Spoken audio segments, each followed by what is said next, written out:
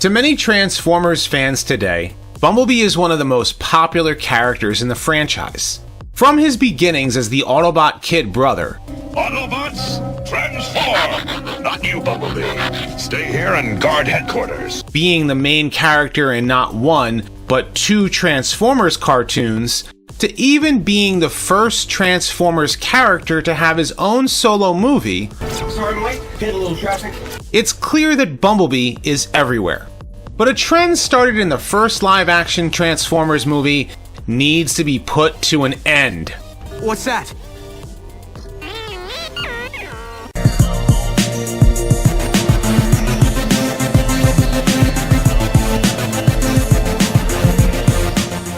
Like all of the Autobot mini-cars in the 1984 Transformers toy line, Bumblebee's original toy came from Takara's Micro Change line. Designed to be in scale with Takara's Koro Q slot cars, Bumblebee transforms into a super deformed Volkswagen Beetle. The character of Bumblebee, as written in his profile by Bob Budiansky, is the little brother who looks up to his fellow Autobots as he acts as the Autobot's spy. And this is exactly how he was portrayed in the original Marvel comics in many of the early stories. But it was the cartoon's depiction of the character that many G1 fans remember Bumblebee fondly for. Aw, shucks. Being the second Transformer introduced in the pilot, Bumblebee was voiced by the talented Dan Gilvezan. Prime told me there'd be days like this. And you didn't believe it? I do now. Once the Autobots arrive on Earth, Bumblebee would be sent on missions where his small size can get him into places where other Transformers could not go.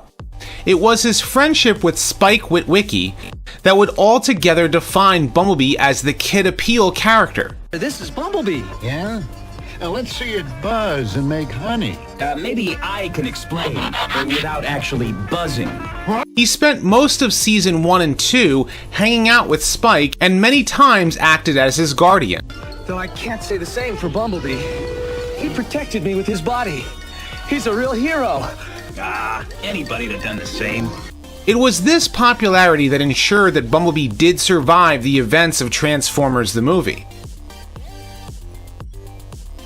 And he sometimes made brief appearances throughout season 3. Hey, this is just like old times, Bumblebee. It sure is, Spike. It also meant that Bumblebee could receive several toys throughout G1, from his upgrade as the Throttlebot Goldbug, Back! I'm better than ever! Look at this new paint job! I've gone beyond being just plain old Bumblebee. I'm a gold bug! That you are, Bumblebee. So from now on, that's exactly who you'll be. Goldbug. to his return to being Bumblebee as a Classics pretender, Optimus Prime is under attack. He needs the greatest Transformers ever. Optimus, we're here as pretenders! Jazz, Bumblebee, you're back. And me, Gridlock. and his Action Master toy at G1's end, Bumblebee had more toys on the shelf than any other character during G1. You'll see, Bumblebee.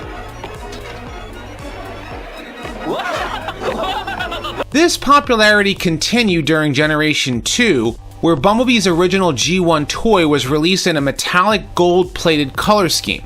He also received a second toy during G2 as a Matchbox-sized race car as part of the subline of GoBot's Transformers. While Bumblebee was notably absent from the Beast era and 2001's Robots in Disguise, it didn't mean they completely forgot about the character.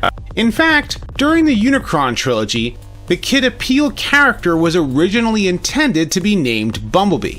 But because Hasbro lost the trademark to his name, the character was renamed Hotshot.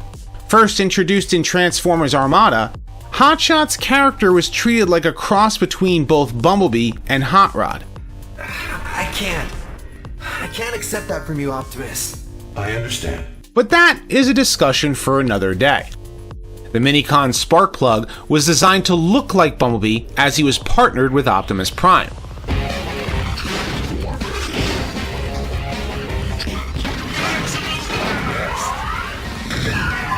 This is your fault, Starscream. Hasbro did reacquire the name in time for the Classics toy line in 2006. While his robot mode is similar to his G1 animation model, his vehicle mode is that of a generic mini cruiser instead of a Volkswagen Beetle. This was probably done to save money on licensing deals with car companies, since plans were already made for another car company the following year, even though rumors have speculated for years otherwise.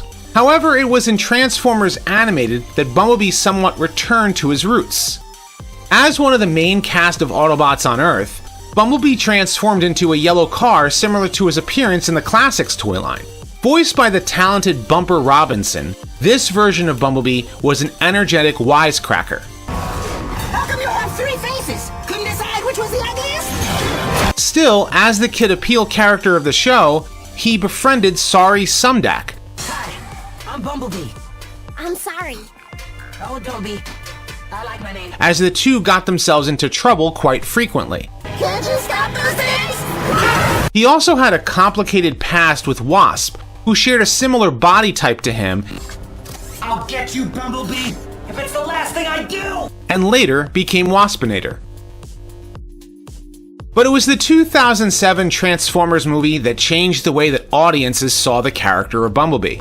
When Michael Bay was brought on board to direct, he was adamant about changing the character's alt mode. He thought a Volkswagen Beetle reminded him of Herbie the Love Bug, and he didn't want the character to be compared to him. He chose to use a concept Chevy Camaro, since GM had thought of bringing the muscle car back. In the film, Bumblebee starts off as a beat-up 1970s Camaro that ends up being the guardian of Sam Witwicky.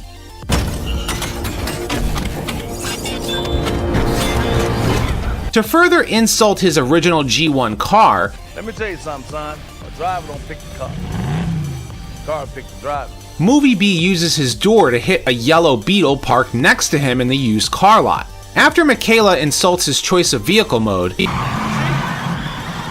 Fantastic. Now you pissed him off. he chooses to scan a concept Camaro driving by to give himself an update. This Camaro did prove extremely popular, as Chevy began producing Camaros again, and many can be seen driving around today. Like all of the robot designs in the live-action films, he looks radically different from his G1 counterpart. With door wings, the hood of the car for his chest, and tires on the back of his shoulders, Bumblebee looks more like Prowl or Bluestreak, but with a lot of extra robot bits that sometimes make you wonder how he can actually transform into that car. His robot face looks more like a gas mask than his kid-friendly G1 cartoons animation model. This went along with the decision to make Bumblebee mute. So you talk through the radio?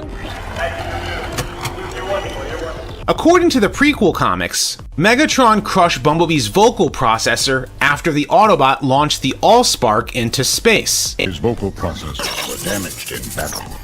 I'm still working on them. The reason the filmmakers decided to do this was because the studio simply did not believe the robot should talk at all. But fans were adamant about bringing some of the original voice actors back. Frank Welker was snubbed for Megatron's voice. Frank Welker, I kept putting his voice, the cartoon voice, to our gigantic Megatron, and it just didn't fit.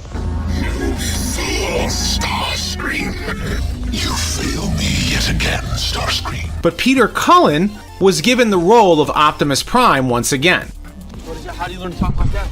We've learned Earth's languages through the World Wide Web. Because of the studio's decision, none of the Transformers can talk when in vehicle mode like they did in the cartoon. Bumblebee, are you certain this is the right cave? The space bridge is inside. Bumblebee's never wrong, Prime. While this might have made sense in context before meeting any humans, Bumblebee's contact with the Allspark should have had the same effect that it did with Frenzy.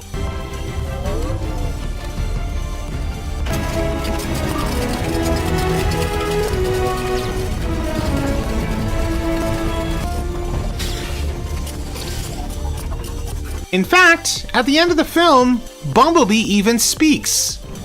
Permission to speak, sir. Permission granted, old friend. You speak now? I wish to stay with the boy. But for some reason, this was completely ignored in Revenge of the Fallen. He's having voice problems. As the sequels continued, Bumblebee was still communicating through the radio. You know what? Just save us so much time. In a strange scene in The Last Night, he ends up with a voice box from another Cybertronian, but it's clearly not his own. For the first time, buddy, belt it out. This is so exciting. Oh no, this isn't my damn voice. I'm gonna kill him, B. So he rips it right out. To make it even worse, the only thing that brings Optimus back to his senses towards the end of the film is Bumblebee. I am Bumblebee, your oldest friend. With no explanation given, he can just talk again. Sting like a bee. But this version of Bumblebee shaped how the character was portrayed moving forward. In Transformers Prime, it's stated that Bumblebee was captured by Megatron in the Battle of Tiger Pax. Like his movie counterpart, Megatron ripped his voice box out, but the young Autobot was saved by Ratchet. His design is very much like he appears in the live-action films as a muscle car, and he talks with a buzzing noise that only his human companion, Raph, and other Cybertronians can understand. Yeah, 3 out of 5. Even though it's never explained why. I still don't know how you talked me into this. You're worse than Miko. This Bumblebee acts more like a warrior than a scout.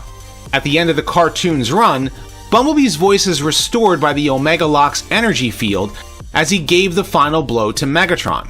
You took my voice. You will never rob anyone of anything ever again. Voiced by Will Friedle, Bumblebee would eventually lead his own team of Autobots in the sequel series, Robots in Disguise. You heard him, team. Let's rev up and roll out. But having Bumblebee become mute would repeat itself when Transformers was rebooted once again in Transformers Cyberverse. Here, the talented Jeremy Levy would voice Bumblebee during flashbacks and inside his head. But like both Prime and the live-action films, Megatron was responsible for ripping out the Autobot Scout's voice box. Ignoring the prequel comics for the live-action films, the Bumblebee movie was initially conceived as a prequel to the 2007 movie. As such, Bumblebee would lose his voice box on Earth during a battle with a Seeker named Blitzwing. I'll never talk. Is that right? Then let's make it official. But there have been reports that the Bumblebee movie is a reboot instead of a prequel. Despite all that, Bumblebee losing his voice has been an ongoing trend with the character since 2007. While this worked out okay for the first film, this is a trend that clearly needs to be put to a rest. I got him into this mess. I'll get him out. Even fans of the live-action version of the character have grown tired of Bumblebee losing his voice. Thank you So much. for giving me my voice. Hopefully we can see this happen in a future series. Nothing. You have your voice back. Now is not the time to go radio silent. But what do you think? Do you prefer Bumblebee talking through the radio? Or do you enjoy the many talented voice actors who have graced us with voicing the little yellow Autobot Scout? Leave your thoughts in the comments section below.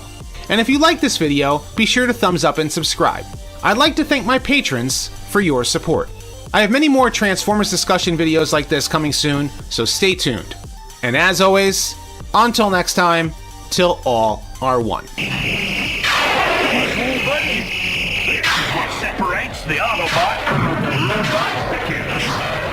No one calling me